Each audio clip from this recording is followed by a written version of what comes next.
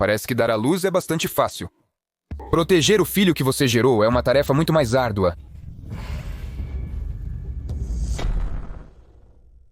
Mas não para os heróis do nosso filme. O que alguns litros de água podem fazer com o seu carro? Imagine o quão perigoso pode ser uma inundação. Não é tão difícil, certo? Mas é exatamente lá que esses pássaros escondem seus filhotes e se escondem. Como eles chegaram a essa ideia? Sinceramente, não tenho ideia. O beija-flor americano habita nas florestas tropicais perto de cachoeiras no norte da América do Sul. Provavelmente é a única ave que se adaptou tão bem às poderosas correntes de água que está pronta para voar através delas 2 vezes por dia. Os beija-flores passam o dia todo no ar e à noite, um após o outro, se dirigem para a espessura da cachoeira. Parece que eles são da família dos pica-paus e periodicamente eles se lembram disso, começando a bater em superfícies duras. No passado, alguns pesquisadores duvidavam que os beija-flores sobrevivessem após colidir com a cachoeira. Mas o que parece uma tarefa impossível para alguns, para outros é apenas rotina. Os beija-flores nascem e vivem por toda a vida em ninhos ocultos pela corrente constante de água. Nenhum predador consegue alcançar essa altura. E quem se arriscaria lembra o que aconteceu com a máquina? Para você entender o quão protegidas essas aves estão, aqui está um exemplo simples. Observe o que ocorre com os ninhos comuns situados nos troncos das árvores. Para evitar que você e seus filhotes sejam devorados, é preciso ser esperto.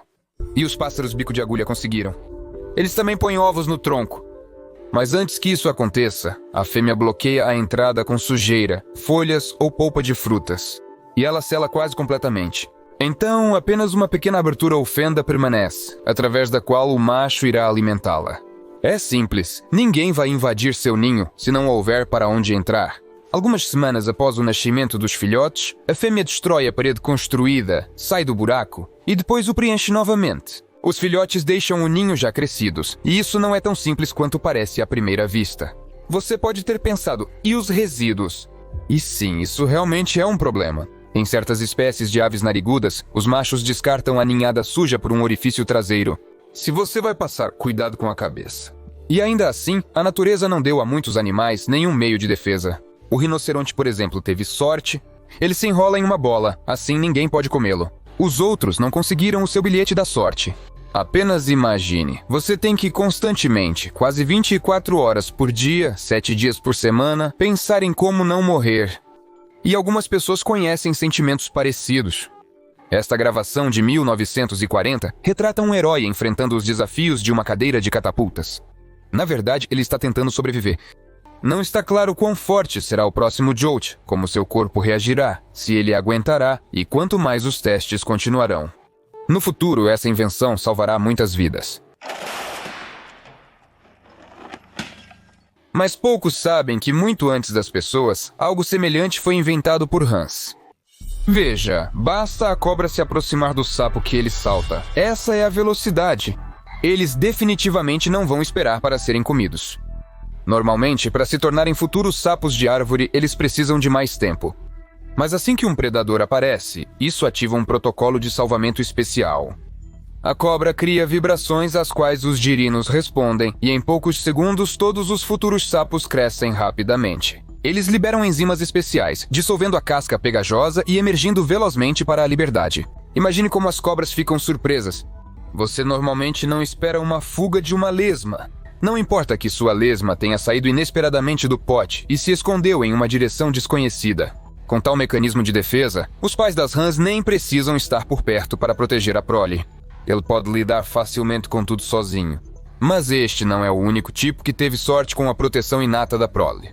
Os parentes circópicos das cigarras, de fato, interessam a poucos na idade adulta. As ninfas são muito mais interessantes, que formam uma espuma densa ao redor delas, como se estivessem sempre tomando banho.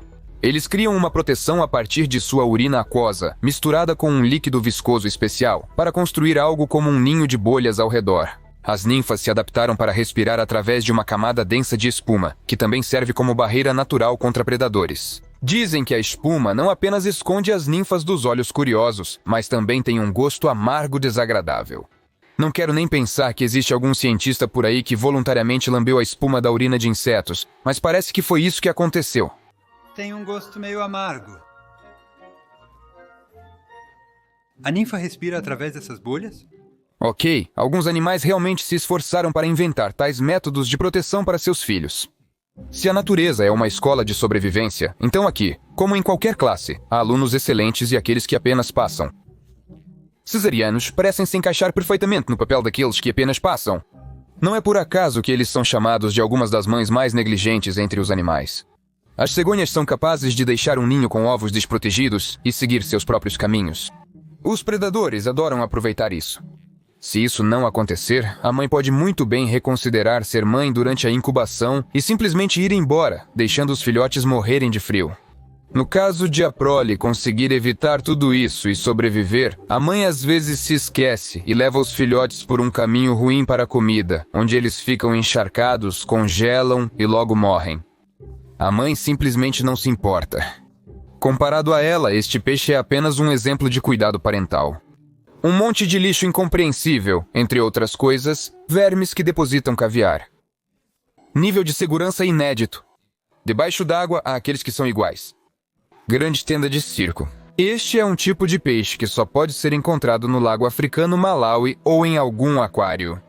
Mas a principal característica deles é a certeza de que o lugar mais seguro para os filhotes é a boca da mãe.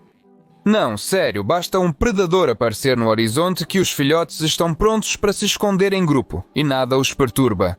Não se trata de a mãe ser um predador feroz, desconsiderando os outros habitantes subaquáticos.